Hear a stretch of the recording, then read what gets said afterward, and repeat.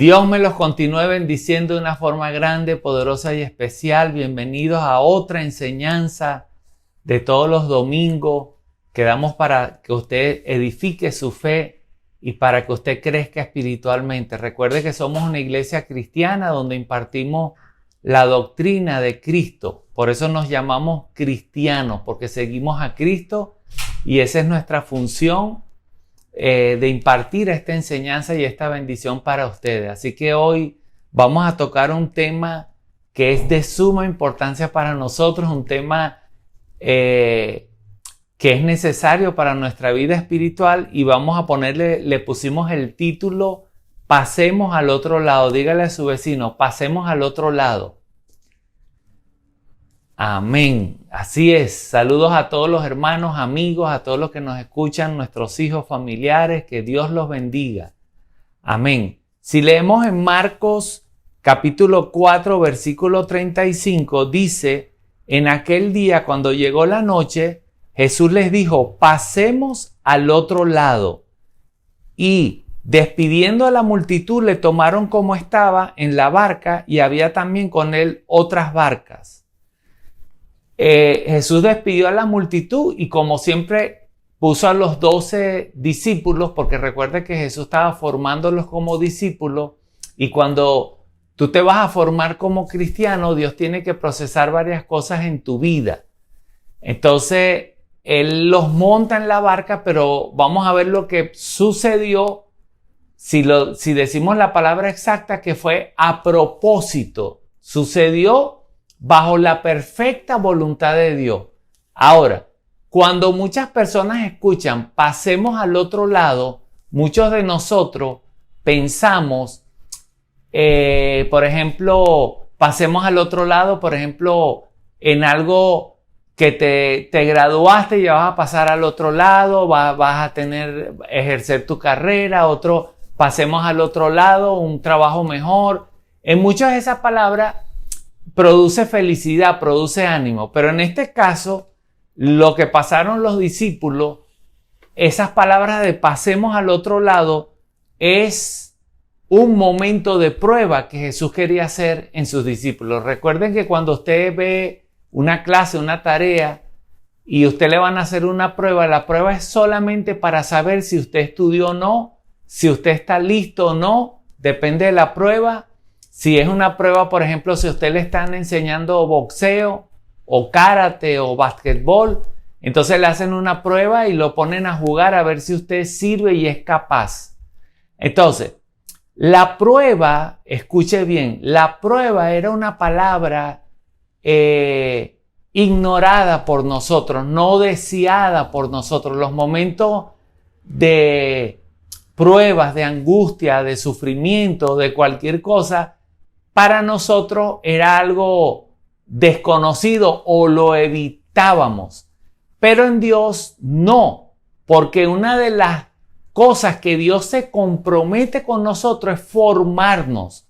Lo que no pudo hacer nuestro padre, nuestra madre, la escuela, el profesor, lo va a hacer Dios en la formación de nuestro carácter, en la formación en la renovación de nuestros pensamientos, de nuestro entendimiento. Eso es algo que Dios debe hacer y sobre todo, Él desarrollar una fe. Una fe quiere decir en Dios, creer en Dios. Aunque no lo veamos, debemos de creer, debemos de confiar. Y todo eso muchas veces necesitamos pasar por la prueba. Ahora,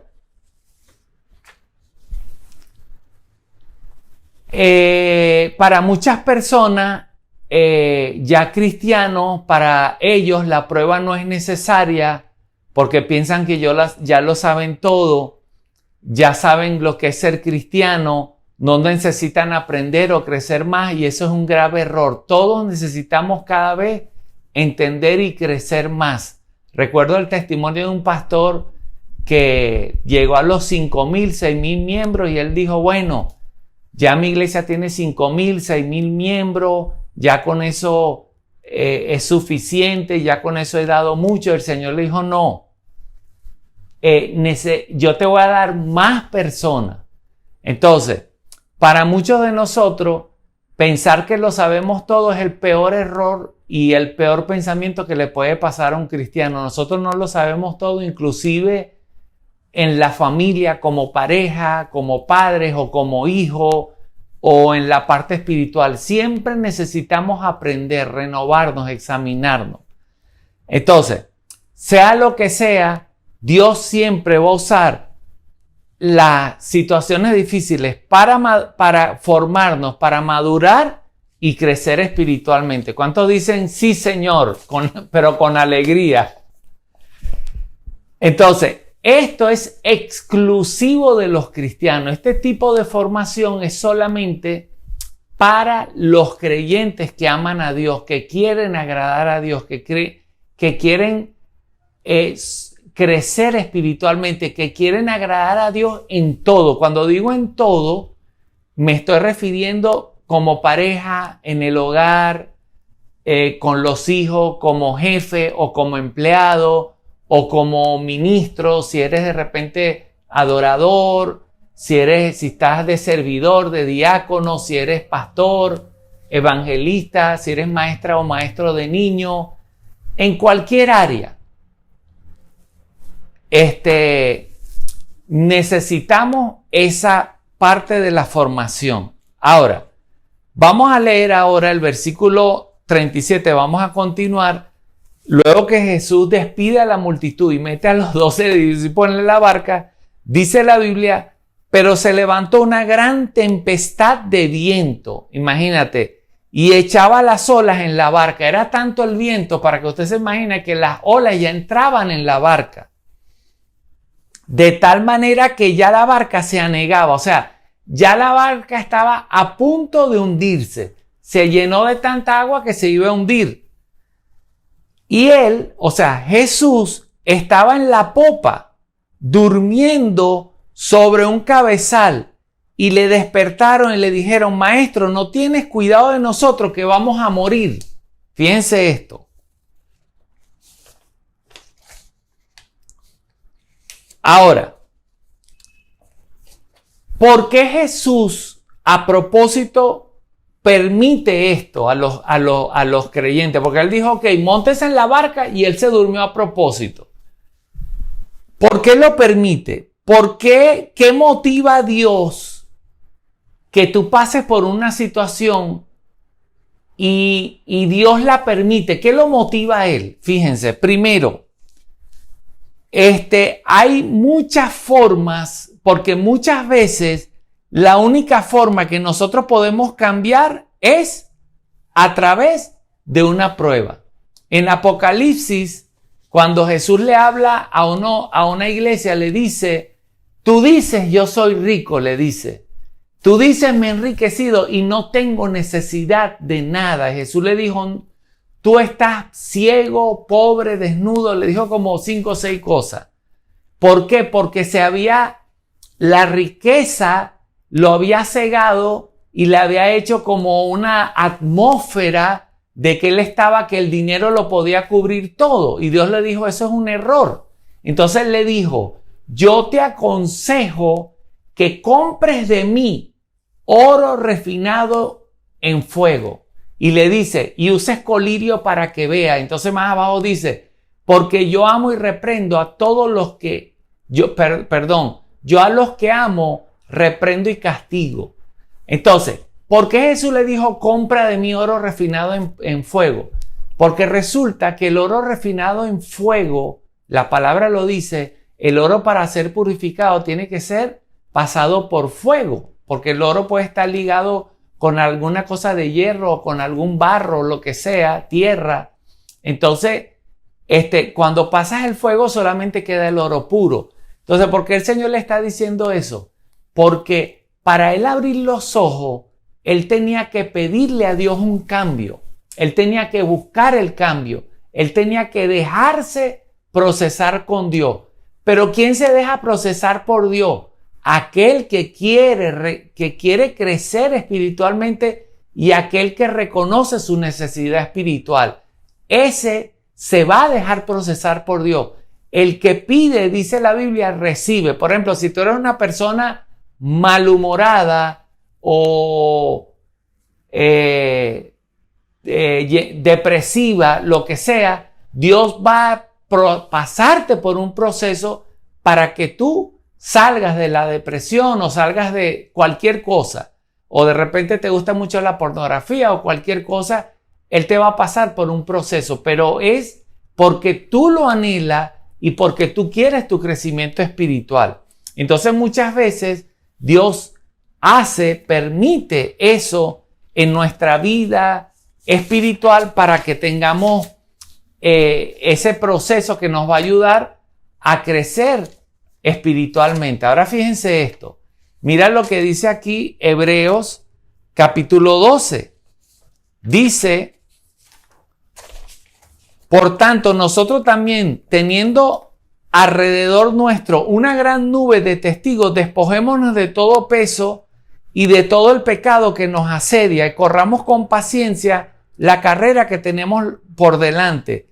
Porque tenemos que tener puestos los ojos en Jesús, el autor y consumador de la fe, el cual, por el gozo puesto delante de él, sufrió la cruz, menospreciando el oprobio, y se sentó a la diestra del trono de Dios. Consideren aquel que sufrió tal contradicción, para que tu ánimo no se canse hasta desmayar, porque todavía tú no has resistido combatiendo contra el pecado hasta la sangre, y te has olvidado la exhortación, el ánimo que Dios nos dirige a nosotros como hijos. Dice, hijo mío, no menosprecie la disciplina del Señor, no desmayes cuando eres reprendido por Él, porque el Señor al que Él ama, disciplina. Entonces, ¿qué quiere decir esto? Que Dios nos ama y nos disciplina, pero hay 3 tipos de públicos. Pueden haber más, pero voy a hablar de 3 tipos de público cuando tú estás pasando por una prueba que tienes que tener cuidado, porque muchos de ellos te van a desanimar, muchos te van a juzgar. Los que no entienden bien van a hablar mal de ti, pero ellos no saben que tú estás siendo procesado por Dios. Ahora, fíjense, en estos 3 tipos de público están los pecadores. ¿Quiénes son los pecadores? Los incrédulos, los que no conocen a Dios. Entonces, tú tienes años diciéndole que tú eres cristiano, que tú eres creyente, que Dios está contigo, y de repente Dios te guarde, pasas por una enfermedad, una operación, o pasas una crisis financiera o matrimonial. Entonces, el que no conoce a Dios te va a empezar a decir, bueno, y tú no eres cristiano, ¿y dónde está tu Dios? ¿Y dónde está lo otro? Entonces, ese tipo de público contamina a las personas, te puede llevar a la contaminación.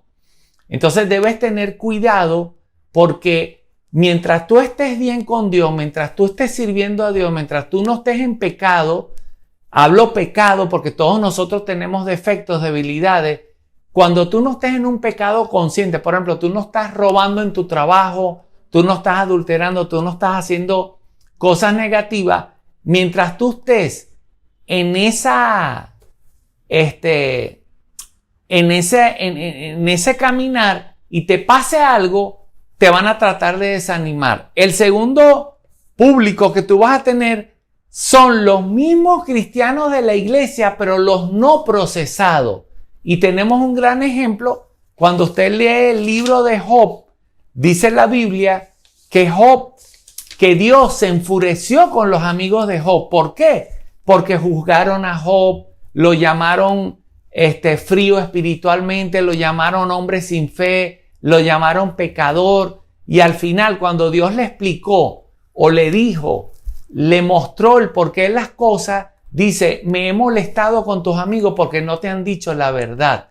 Entonces, está ese tipo de público de los mismos cristianos que te va a decir, examina tu corazón, tú no eres cristiano, te está pasando esto, tu fe es muy poca, tú no sirves, tienes que buscar más a Dios. Está ese tipo de público, ten cuidado. Y el tercero, que ojalá todos fuéramos así, son los creyentes procesados, maduros, entendidos. Son los que te van a animar, son los que saben que todos cometemos errores, son los que saben que vivimos por gracia, no por obras de justicia, son los que saben que ellos también han fallado, por eso no pueden criticar cuando una persona está en una prueba, y ellos te van a consolar, te van a animar, te van a alentar para que sigas hacia adelante. Así que te hago una pregunta. ¿Qué tipo de público está ahorita al lado tuyo? Eso tienes que tener cuidado. Ahora, ¿por qué Dios permite una prueba? Ok. Segundo, ¿por qué Dios permite el sufrimiento? Porque quiere sacarnos de la rutina, del aburrimiento. Hay creyentes que sueñan con predicar, tocar un instrumento y se esfuerzan. Fíjense esto, sueñan con llegar a hacerlo y cuando lo hacen y lo practican, por ejemplo, sueñas con tocar un instrumento, aprendes a tocar el instrumento y te subes al púlpito y tocas y adoras y lograste tu objetivo. Muchas veces, si tú te conformas con que ya tocas el instrumento y no creces espiritualmente, se vuelve una rutina. Entonces ya vienes a la iglesia normal, vas a tocar, ya sabes que viene la prédica, tocaste y te fuiste a tu casa. Muchas veces la prueba hace que Dios lo permite para que salgas de esa rutina, para que salgas de ese aburrimiento y crezcas más aún espiritualmente. Yo recuerdo un hermano que él se convirtió a Dios, un hermano de Estados Unidos que escribió un libro y cuenta su testimonio. Bueno, en verdad él no lo cuenta el reportero que lo entrevistó, pero era el testimonio de este hermano.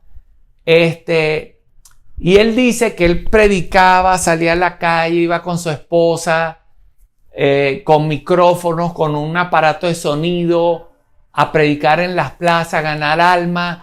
Y llegó un momento que él ya cayó en una rutina, se cansó, se obstinó. Entonces él tuvo Dios, cuando estaba ya mal, él cayó en un éxtasis y Dios lo hizo como dormir y lo llevó arriba como a la altura de las nubes y le mostró como la tierra de personas todas estaban unas al lado de otras así como muertas. Entonces él le dijo, yo te di un ministerio para que tú despiertes a esas personas. Y le mostró qué ministerio él tenía. Entonces luego de esa prueba, luego de él ejercer su ministerio, él escribe en el libro y dice que la persona cristiana que descubre su llamado va a ser la persona más feliz de la tierra. Por eso el libro se llama La gente más feliz de la tierra, porque son los cristianos que descubren su propósito. ¿Por qué? Porque descubrir tu propósito es algo que tú lo vas a hacer con alegría, con gozo y con paz. Dele un aplauso a Dios y dele un beso a Jesús. Entonces dígale a su vecino, salga de la rutina. Antes yo me recuerdo en Venezuela había una propaganda que decía, sal de la rutina. Salía una persona en la rutina y decía, sal de la rutina y vente a Curazao, una isla que está frente a Venezuela. Entonces dígale al vecino, sal de la rutina y ve con Dios y busca a Dios. Entonces, también si leemos Primera de Pedro,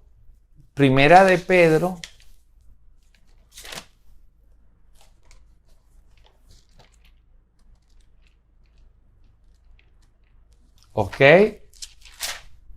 Primera de Pedro, capítulo 1, dice,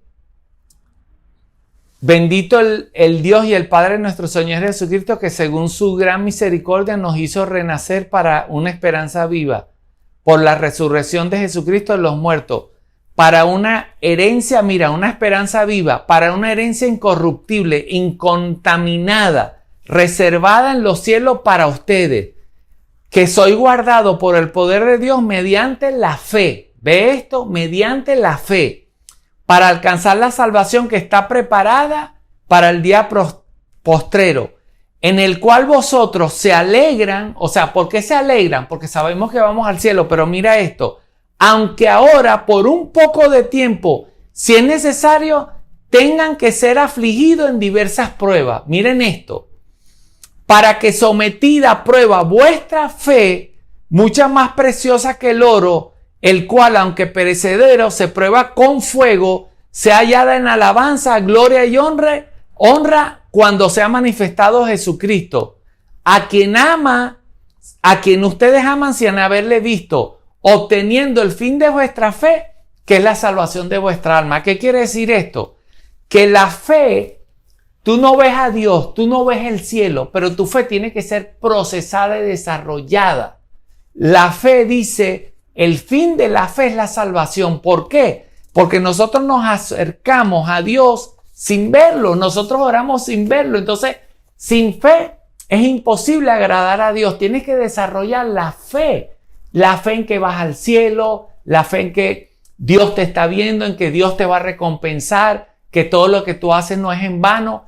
Esa fe la tienes que desarrollar. Entonces, muchas veces la prueba es el único instrumento para desarrollar tu fe. Entonces, cuando leemos también Hebreos capítulo 11, vemos todas las personas que a través de la fe conquistaron, hicieron cosas y agradaron a Dios. Pero también vemos personas que entregaron su vida a Dios. ¿Tú sabes lo que es una persona que no le tenga miedo a la muerte? Dice la Biblia en el libro de Hebreos, muchas personas que entregaron su vida porque ellos sabían a dónde iban después de la muerte. Entonces, ¿qué te digo yo hoy, hermano? Mira, sigue hacia adelante. Si estás pasando por una prueba, a veces no entendemos las pruebas, pero cuando nos humillamos delante de Dios, lo que hacemos es examinarnos y ver y corregir alguna cosa, aunque no la entendamos nunca el porqué de una prueba, pero Dios sabe el porqué. Lo que te quiero decir, que Jesús cuando envió a sus discípulos, dice que, terminando de leer, que cuando Jesús se levantó, le dijo al mar, calla y enmudece. Entonces le dijo, ¿por qué tienen miedo? ¿Dónde está su fe? Entonces ellos se dieron cuenta que la fe de Jesús hizo que la tormenta se detuviera, pero que la fe de ellos no estaba en el nivel de la fe de Jesús. Entonces ellos se dieron cuenta que tenían que desarrollar, aumentar, hacer crecer la fe.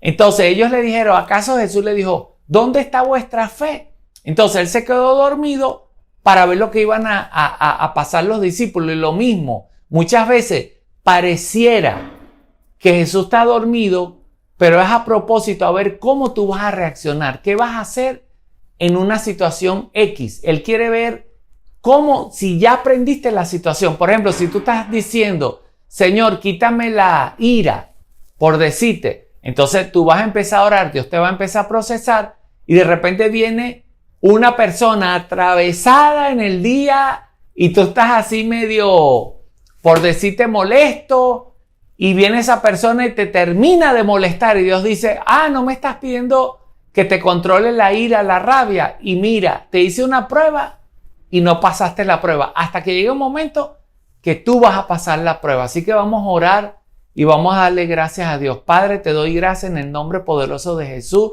Te pido por cada uno de nosotros, incluyéndome a mí, que nos ayude, Señor, a avanzar cada día y que, como dice tu palabra, si es necesario pasar por prueba, Señor, pero que sean de edificación, que sean para bendición de nosotros. Te lo pedimos en el nombre de Jesús. Anima a mis hermanos, Señor, que no desmayen. Dice la Biblia que cuando Dios disciplina, muchas personas desmayan su fe, pero yo te pido que tú los animes y los bendigas. En el nombre poderoso de Jesús. Amén, amén y amén. Así que Dios me los bendiga. Nos vemos el próximo domingo. Muchos besos y abrazos. Dios me los bendiga.